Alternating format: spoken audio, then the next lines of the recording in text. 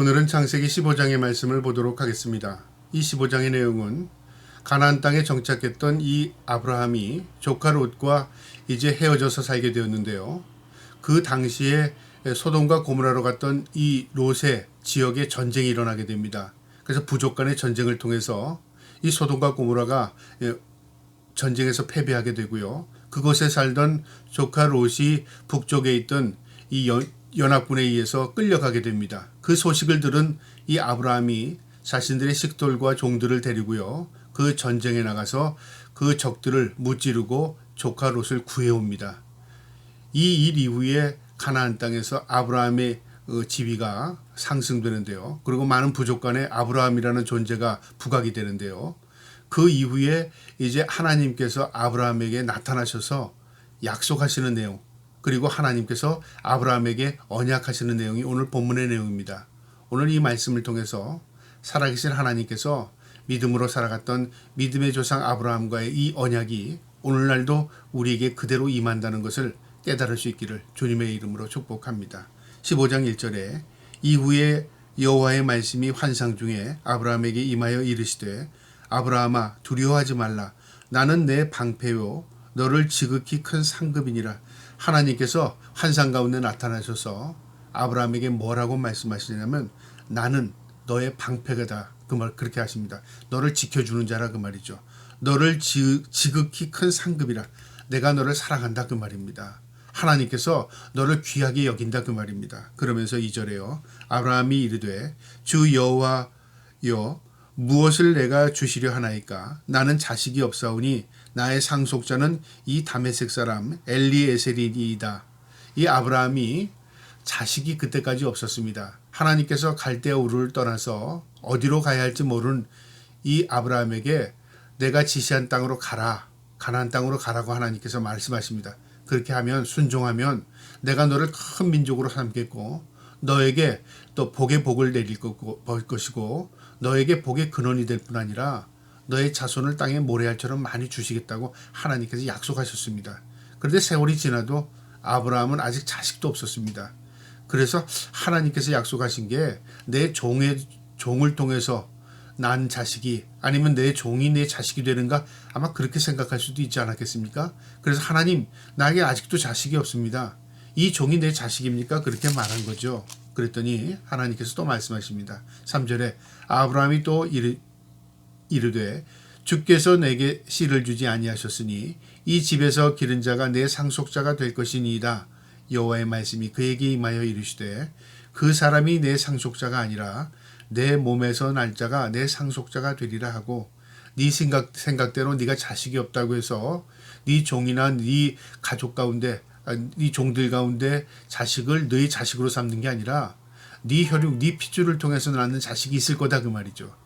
그때까지 자식이 없었는데 하나님 그렇게 말씀하시는 겁니다. 5절에요. 그를 이끌고 밖으로 나가 이르시되 하늘을 우러러 뭇별을 셀 수 있나 보라. 또 이르시되 내가 자손이 이와 같으리라. 하나님께서 자식이 없는 아브라함에게 하늘의 별들을 보이면서 이 별들을 셀 수 있느냐? 내가 셀 수 없을진데 네 자식의 수를 이렇게 많이 주겠다 그 말이죠. 이것은 자식의 숫자, 인위적인 숫자가 아니라요. 바로 믿음의 후손들을 하나님 주시겠다는 언약입니다. 그래서 하나님께서 아브라함을 통해서 믿음의 후손들을 하늘의 별처럼 많이 주시겠다는 언약의 메시지입니다. 6절에요. 아브라함이 여호와를 믿으니 여호와께서 이를 그의 의로 여기고 믿으니 의로 여김을 받았다. 믿는다는 게 그겁니다. 내 이해력, 내 생각, 내 사고, 내 경험을 믿는 게 아닙니다. 무엇을 믿느냐면요. 하나님의 약속의 말씀을 믿는 겁니다. 우리가 믿는다는 사실이 바로 여기에 있습니다. 하나님 내가 믿습니다. 뭘 믿어요? 하나님 말씀을 믿는 겁니다. 하나님의 신실한 약속을 믿는 겁니다.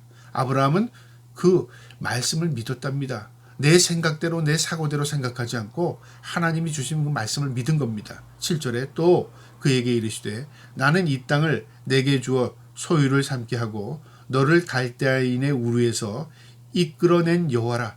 너를 이곳에 정착한 것은 바로 내 섭리 가운데 너를 이끈 것이다. 그 말이죠. 8절에 그가 이르되 주 여호와여 내가 이 땅을 소유로 받을 것은 무엇으로 할리까? 여호와께서 이르시되 나를 위하여 3년 된 암소와 3년 된 암염소와 3년 된 순양과 산비둘기와 집비둘기 새끼를 가져올지니라. 하나님, 내가 하나님이 주시겠다는 자손, 하나님이 주시겠다는 이 땅, 약속의 땅이 내 것이 될 줄 내가 어떻게 알겠습니까? 그 말이죠. 그때 하나님께서 뭐라고 말씀하시냐면 약속 말씀을 믿은 이 아브라함에게요 언약을 베푸시는 겁니다. 그러니까 언약이라는 것은 뭐냐, 동등한 관계에서 약속하는 건 우리가 일반적으로 약속이라고 말합니다. 그런데 절대자가 그 다음에 상대적으로요 낮은 자에게 주는 게 언약입니다. 이것은 이 신실한 약속은요 절대자의 주권 아래 있는 겁니다. 그분이 이루어 주시면 이루어지는 겁니다. 그래서 하나님께서 이제 아브라함에게요 그 언약을 베푸는데, 네가 가지고 있는 것 가운데 재물을 삼아서 내 앞에 이 재물을 놔두라고 말이죠. 이제 하나님의 임재를 보여주겠다는 겁니다. 10절에요. 아브라함이 그 모든 것을 가져다가 그 중간을 쪼개고 그 쪼갠 것을 마주하여 놓고 그 새는 쪼개지 아니하였으며, 하나님 앞이 말씀대로 그 재물들을 반을 짜게서요 마주보게 한 겁니다. 그러니까 재물들을 반을 짜게 놓은 거죠. 그리고 비둘기는 작은 것이니까 한쪽에 상태로 놔뒀을 겁니다. 죽음으로요. 자, 그 상태에서 이제 밤이 되는 겁니다. 11절에요. 솔개가 그 시체 위에 내릴 때에는 아브라함이 쫓았더라.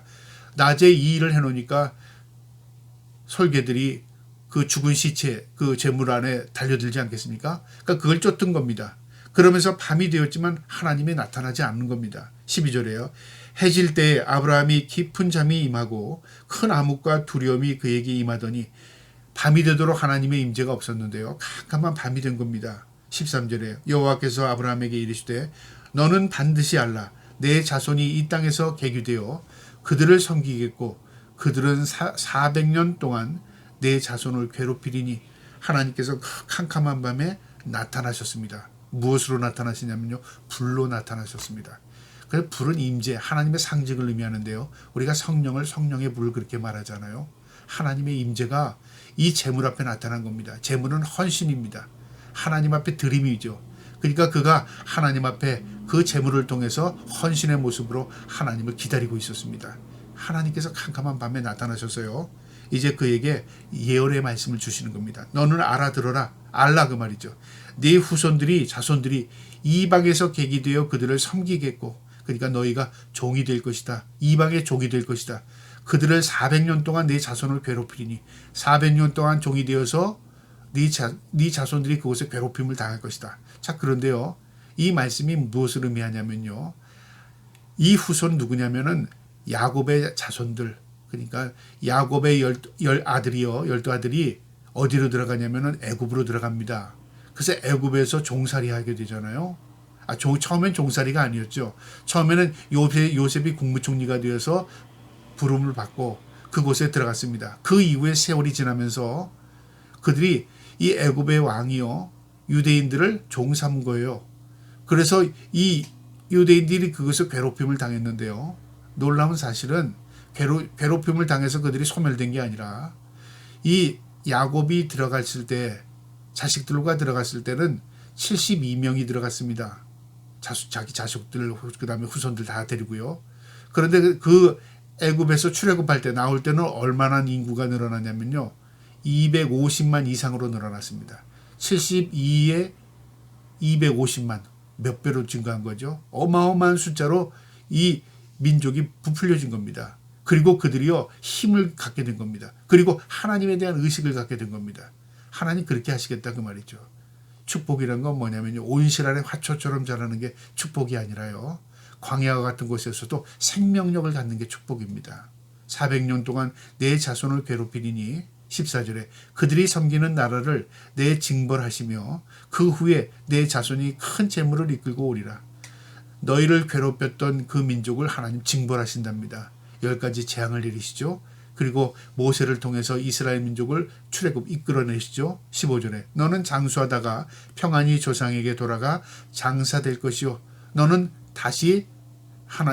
이 땅에 살다가 이 땅에서 너는 매장될 것이다 그 말이죠. 16절에 내 자손은 4대 만에 이 땅으로 돌아오리니 이는 아모리 족속의 죄악이 아직 가득 차지 아니함이니라 하시더니, 이 땅에 있는 이 사람들이 아직 죄악이 관영하지 않았기 때문에 심판대가 아직 아니다. 그러나 이 땅에 있는 살고 있는 민족이 죄악으로 인하여 관영할 때 하나님께서 그들을 다 내쫓고 이 땅을 너희 백성에게 주겠다 그 말이죠. 하나님의 언약이 약속입니다. 17절에 해가 져서 어두울 때에 연기 나는 화로가 보이며 타는 횃불이 쪼갠 고기 사이로 지나가더니 이제 불덩이가 이 재물 아래 사이로 지나가는 겁니다. 이게 언약입니다. 피의 언약이죠. 언약이라는 건 뭐냐면요. 우리의 헌신과 하나님의 임재 안에 나타나는 그 약속입니다.